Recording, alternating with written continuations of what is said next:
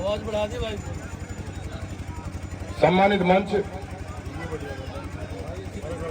उपस्थित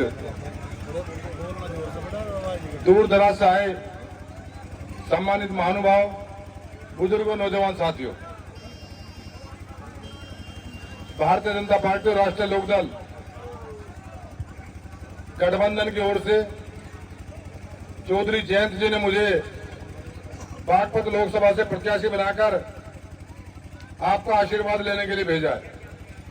मैं तो आशीर्वाद लेने आया हूं।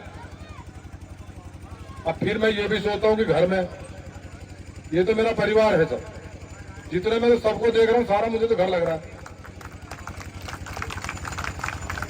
जो खुद मेरा चुनाव लड़ने वाले हैं,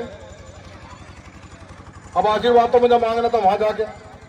मैं तो कल देख रहा था, कल मेरा बड़ौत विधानसभा में कार्यक्रम था और वहां जो त्यागियों के गांव है, जब मैं उन गांवों में पहुंचा तो मुझसे पहले चुलेटे के, भूनी के, कक्केपुर के, ईकड़ी के, दुर्जनपुर के, आपके बाड़म के, रासने के, जितने त्यागी समाज के लोग वहां उन घरों में घूम रहे थे।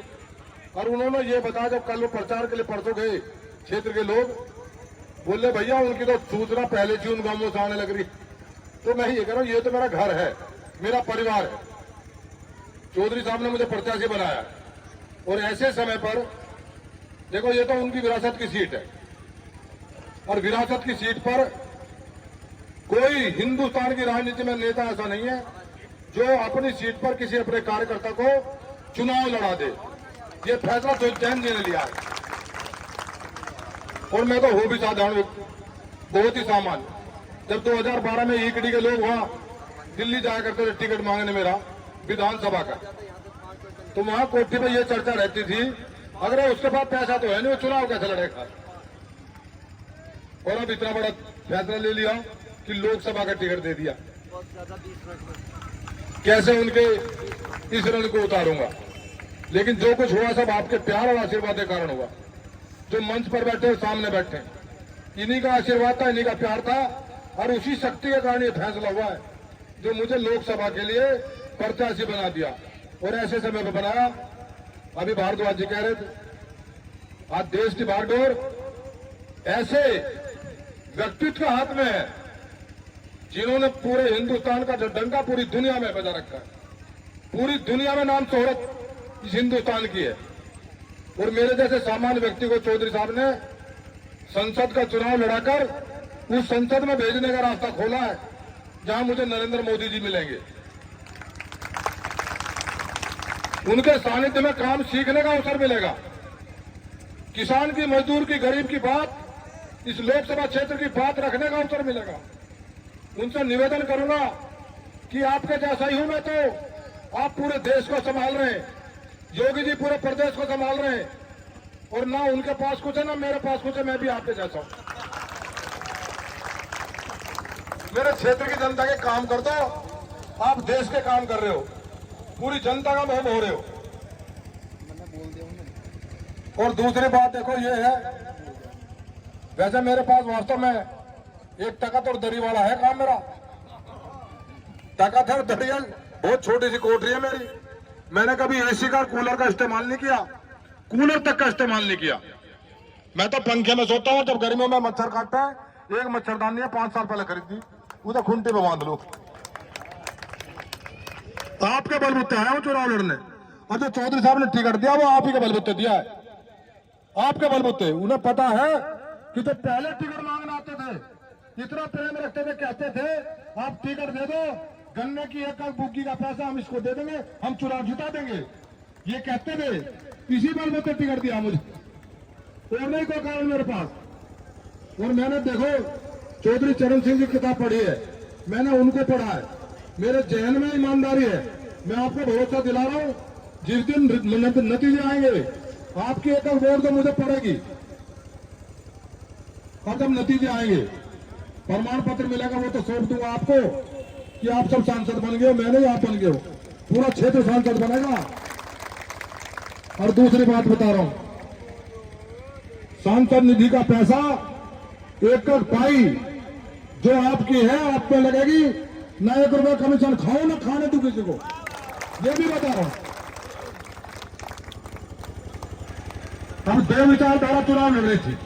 2022 का चुनाव था, एक तरफ आरएलडी, एक तरफ भारतीय जनता पार्टी, और दोनों में था ये तो इकड़ी गांव है।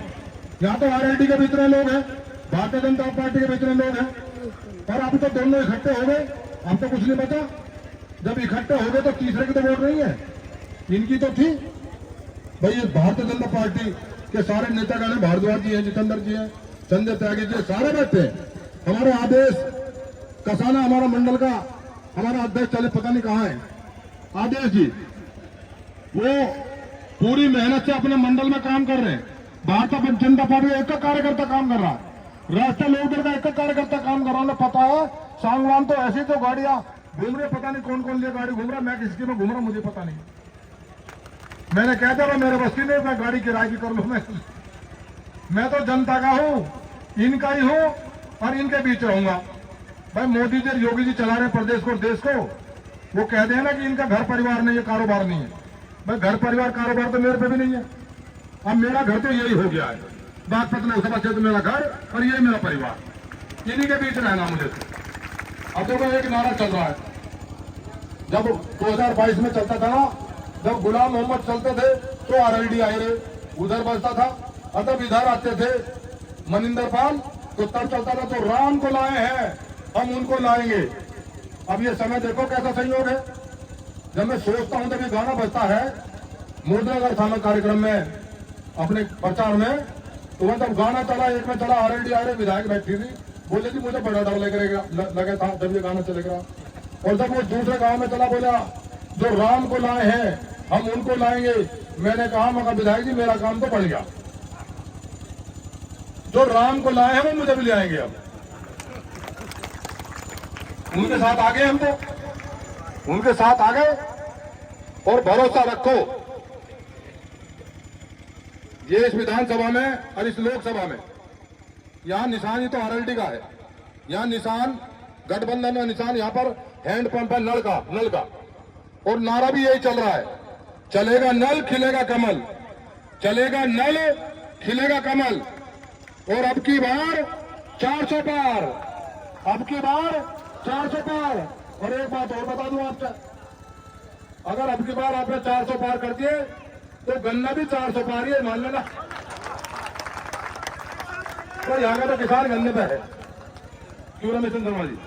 नहीं जी, गोरलाल जी बैठते हैं, त्यागी जी बैठते हैं, और दूर दराज से इतने सम्मानित लोग आए मुझे आशीर्वाद देने। दयाल भाई, मेरे पास तो जो भी कुछ है पूंजी, आपका आशीर्वाद, आपका प्यार है, आपका आशीर्वाद, आपका प्यार। जब किसी भी गांव में जाता मुझे ऐसा लगता ही नहीं, मुझे सारे घर ऐसे लगे मेरे ही है। ऐसे घुस जाता हूँ घरों में। मेरे पे कृपा बना के रखना, इस चुनाव का खुद लड़ना। ये चुनाव आपका है, मैं आपका हूँ, और आप ही का भरोसा मुझे प्रत्याशी बनाया। मेरे यहाँ कोई जाति धर्म का भेदभाव नहीं रहेगा। मेरे यहाँ सब समान है, सब बराबर है। मैं सबके साथ रहूंगा, जिसका जो हिस्सा है उसी को मिलेगा, जो वो काट नहीं सकता।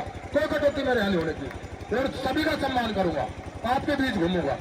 हैंडपंप का ध्यान रखना, 26 तारीख। और अंत में एक अपील मैं कर रहा हूँ, कल माननीय प्रधानमंत्री जी नरेंद्र मोदी जी आ रहे, उनकी रैली है।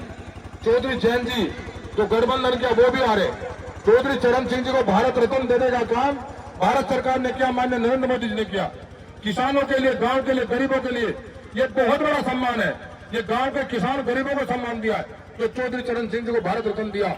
वो यहाँ के नेता थे, वो ये कर्म भूमि उनकी थी, ये पावन भूमि उनकी कर्म भूमि है।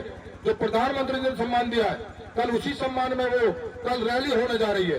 एक का किसान, एक का नौजवान, जब मजदूर गांव में रहने वाले कोई भी व्यक्ति बस आएगी, उस रैली में जाने का जरूर काम करना, ताकि लगे माननीय नरेंद्र मोदी जी को कि किसानों को सम्मान देना।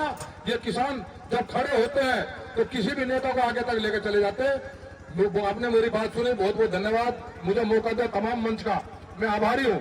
मैं जिनके नाम नहीं ले पाया, संबोधन नहीं कर पाया, मैं इसलिए क्षमा भी मांगता हूँ, क्योंकि यहाँ तो तमाम मेरे समाज में पुनीर साहब के बेटे बैठे हैं, मेरे परिवार के तो धर्मेंद्र भारद्वाज जी, हमारे विधायक जी कुलदीप उज्ज्वल जी है, प्रमुख साहब है, आदेश जी है, सारे तमाम डॉक्टर सुशील जी है, हमारे संजय त्यागी जी है, रणवीर दहिया जी है, तमाम हमारे डॉक्टर राजेंद्र जी है, ऐसे ऐसे मनोज जी, और वो हमारे वहां से मुरादाबाद से आए हैं राजवीर गुर्जर जी।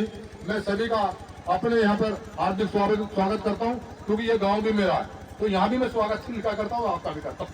बहुत बहुत धन्यवाद, आपने मुझे मौका दिया। एक सबसे पहले तो मैं लीलू पंडित जी को, संजय त्यागी जी को, श्रीकांत जी को, अनिकेत जी को, संजीव जी को बुलाना चाहता हूँ मंच पर। इन्होंने भगवान परशुराम का एक फरसा बनवाया है जो ये देना चाहते हैं।